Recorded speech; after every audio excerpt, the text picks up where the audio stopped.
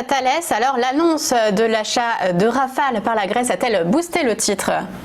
Oui, exactement. Plus forte hausse du CAC 40 hier, donc plus 4, quasiment plus 4,5%.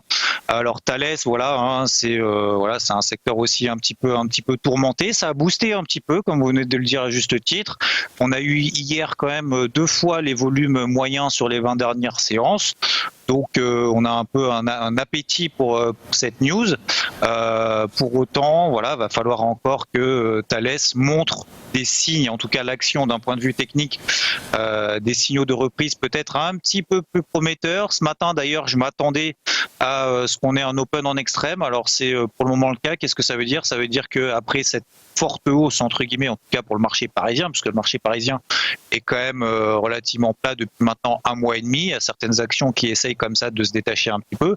Thales en fait partie hier et va falloir très très vite là passer cette zone des 70 euros. On est dans un triangle symétrique comme vous voyez sur le graphique, avec une oblique baissière qu'on a franchie du coup hier, une oblique également ascendante qui passe depuis les plus bas du mois de mars et également les plus bas de cet été, qui du coup nous permet d'avoir un repère d'invalidation de stratégie acheteuse, c'est-à-dire sous les 65 euros.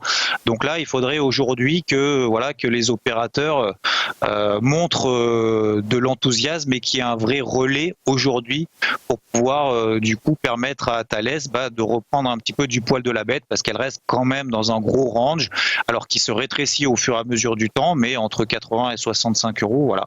Pour le moment, on voit que les opérateurs, en tout cas, tiennent cette zone des 60-65 euros. Et d'ailleurs, on voit qu'on a des plus bas de plus en plus haut. Donc ça, c'est plutôt positif dans le cadre de la mise en place d'une tendance haussière, ce qui n'est pas le cas pour le moment. Donc 70 euros déjà premier rempart, et ensuite les 72 euros et au-delà, ça permettrait de confirmer du coup que voilà, le marché se satisfait de ces news-là et qu'on repart dans une tendance haussière en daily, donc à court terme.